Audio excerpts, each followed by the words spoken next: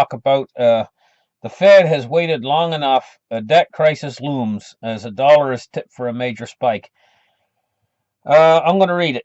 The world's leading currency institute is bracing for a dramatic rise in the U.S. dollar as the Federal Reserve rushed to tighten monetary policy, setting the stage for a protectionist showdown and a fresh debt crisis in emerging markets.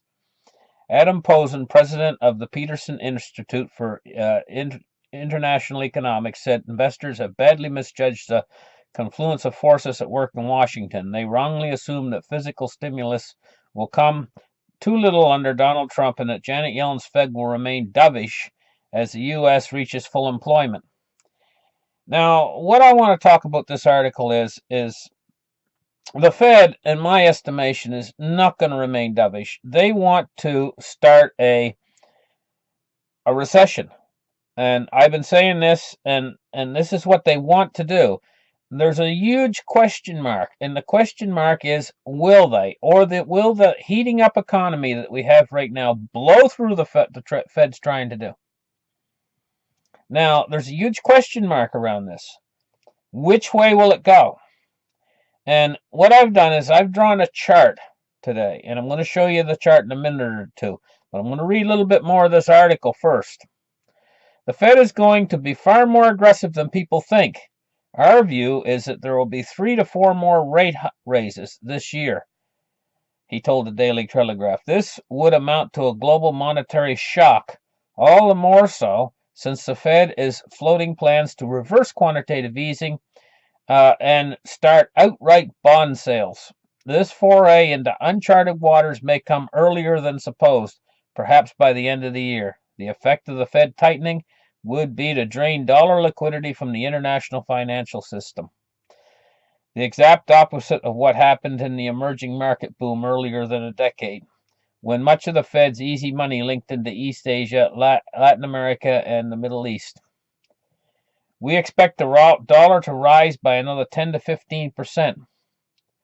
Okay, now I'm going to this dollar rise that they're expecting right here, but if this occurs, if the Fed and now see, this is an if the Fed can create this major shock in a recession that they're looking for, and they're expecting the dollar to rise by 10 to 15%.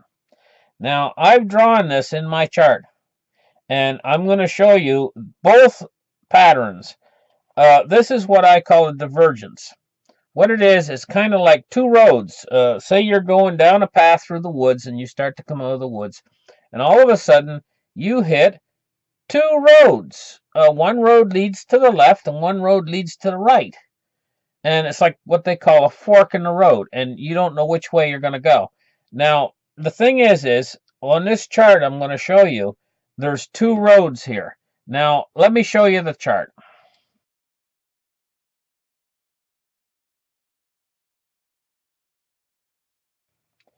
Real quick, let me haul it up.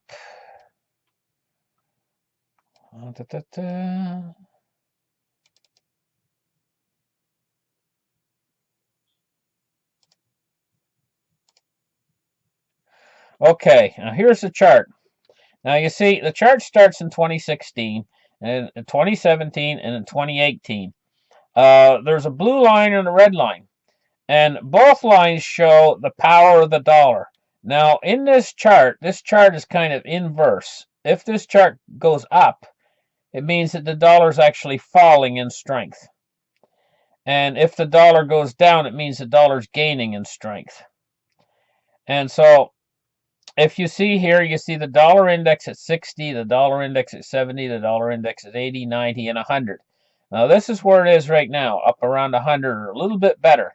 And we've been going along 2016 and into 2017 with the dollar being strong on the chart. And the red and the blue line are basically overlap each other. But if you see that toward the middle of 2017, this is when I show this divergence happening. One of two things are going to happen. Either we're going to continue on a heating economy, that's the red line, right, with the dollar steadily weakening, and we're not going to have a recession. We're going to have, the Fed is not going to succeed in what they try to do. That's the red line. And our economy is slowly going to heat up, and our dollar is slowly going to lose value on the US dollar index, and our dollar is going to go into hyperinflation, probably sometime in 2018. And that's what it shows in this chart. It shows the dollar going into hyperinflation. Now, the blue line is what will happen if the Fed is successful at raising interest rates and selling their toxic assets, and they're able to encourage a recession. The blue line, you notice this dip. This is the arrow pointing toward the dip. This is a crash. This is the effects of a crash. And what we would see in this crash is we would see prices of silver dropping, prices of gold dropping, prices of oil dropping. We would see the dollar increasing in value. You notice this blue line is the dollar index. We would see it going up to 110, 115, the dollar index toward the bottom of this line. Now, why there's a bottom in this line and why this blue line changes direction at the bottom of the dip is because of what the Fed will do in this recession.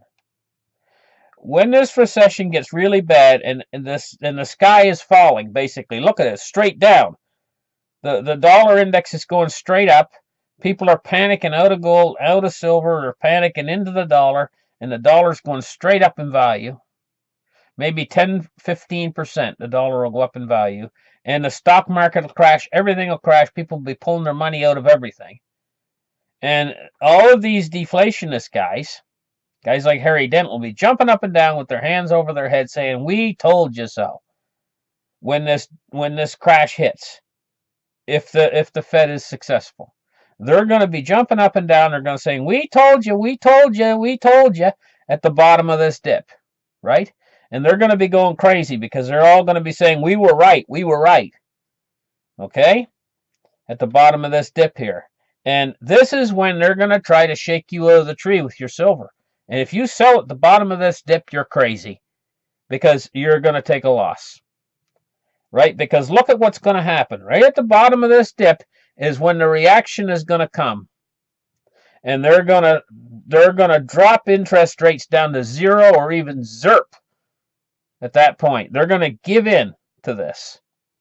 And that's when they're going to get rid of these raising interest rates. They're going to be more than dovish. They're going to go right back to zero interest rate policy or negative interest rate policy. And that's when they're going to have to begin quantitative easing. But even more than quantitative easing, they're going to start helicopter money at the bottom of this dip. The floodgates of money are going to open up. And what's going to happen? That they're going to be successful at turning that blue line upwards. But if you notice what happens, because of all the monetary stimulus and all these policies they do, they not only turn that blue line around, it overtakes the red line. Do you notice? And sometime in early 2018, it actually passes where the red line would be on this slow, the more slower line, and it shoots into hyperinflation faster than it would if you were on the red line. The blue line is even faster. So what it'll lead to, them if they are successful, the Fed, it's ultimately going to lead to bringing the hyperinflation even faster than if we have a naturally speeding up economy that brings it. What the Fed will do is they'll actually cause it to come even faster. So I hope this chart makes it so that you can picture this in your mind a little bit better, so that you can see what I'm talking about a little bit better and understand where I'm going with this, and understand what this is all about and what we're heading toward. You see, sometime in 2017 here, you're going to get this point where there's the divergence, where it's going to go one way or the other. To be honest with you, I don't know.